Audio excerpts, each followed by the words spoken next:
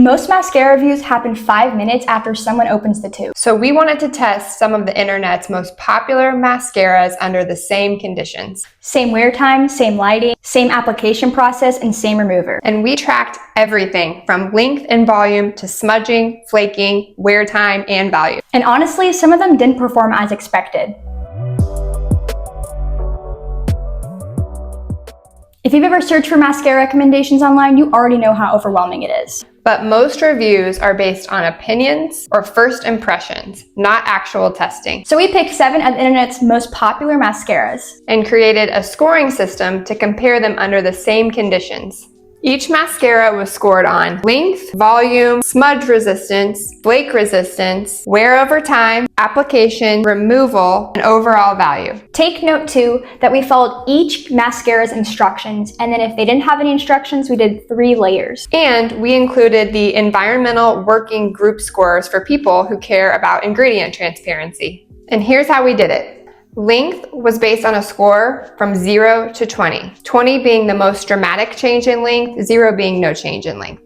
Volume was based on a scale of 0 to 20 as well, 20 being very full and 0 none. Next, we tested smudge resistance. Elise checked under eye smudge after 8 to 10 hours of normal wear with light exercise and humidity. This was scored 0 to 15, 15 being no smudge, 0 being noticeable smudge. Flake resistance was also on a scale of 0 to 15 points. 15 indicated no flaking at all, and 0 was heavy flaking. When considering wear over time, Elise took pictures at the beginning of the day and at the end of the day to see how these mascaras held up with curl and definition. This was on a scale of 0 to 10, 10 being no change, 0 being failed. Application ease was also on a scale of 0 to 10. This included looking at the wand shape, clumping, the coats needed, and precision. 10 was effortless and 0 was frustrating.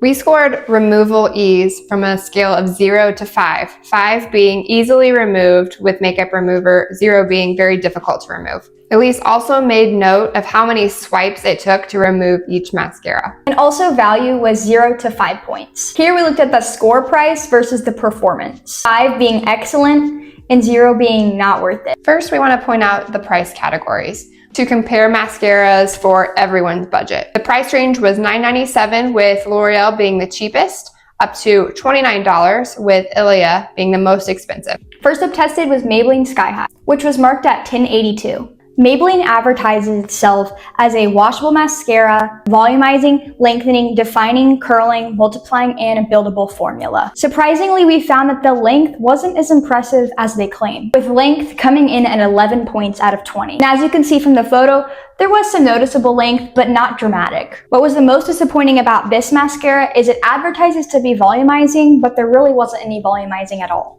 Although the product did perform well in smudge resistance and flake resistance. The application of this one really just stuck in place and felt very hard to the touch.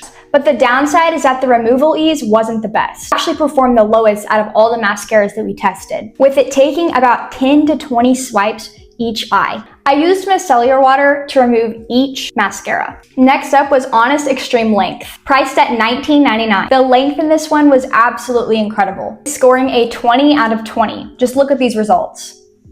But unfortunately, the volume wasn't as much as we expected. Honest claims to have weightless lift and definition with enhanced performance. So since this mascara didn't preface that it would be volumizing, we weren't surprised to see that it scored a 5 out of 20 on the volume indicator, or on the volume scale. The other categories were pretty average, as you can see here. Third, we have Ilia Limitless Lash Mascara, which was marked at $29. Although you could consider that worth it considering the length that it gave, as it scored a 19 out of 20 in the length category. Just look at these photos. Ilia Mascara basically claims to do it all, noting things like long wear, no clumping, lengthening, and lifting. Although it provided great length, it was disappointing in all the other categories. Just take a look at these numbers. Fourth was Tarte Maneater, coming in at $26. On Tarte's website, Maneater claims to be 100% longer, fuller lashes after application, 100% immediate length, volume, and curl, and 16-hour long wear. For length, it was an 18 out of 20 points. Volume was a little higher than the others. coming in at 15 out of 20 points. You could say it performed below average in all the other categories as well, and the most disappointing thing about this product was the price. Now we have Clinique High Impact Mascara, arguably the biggest loser in our lineup. Priced at $27, Clinique High Impact Mascara claims to be dramatic lashes on contact. They say it kicks up the volume and length of everyday lash for a look that's lusher, plusher, and bolder. The most impressive things about Clinique was the length at first, coming in at 16 out of 20 points. But the most disappointing aspect of this product was the wear over time. As you can see from the photos, it looked like the color had been drawn out of the mascara and like it had just come off of my eyes. Then we had L'Oreal Paris. On its label, it claims to be volumizing, and it performed pretty average, scoring a 15 out of 20 in the volumizing category. We definitely noticed that the lashes looked fuller, but not the fullest that they could be. I think one of the most impressive things about this mascara was the value you get for the price you pay. With it just being $9.97, everything is pretty great. And last but not least, Too Faced Better Than Sex Mascara, which is marked at $23.20. One of the most impressive things about this mascara was the volume that it added. Tied in with its length, it looked amazing. Just look at these.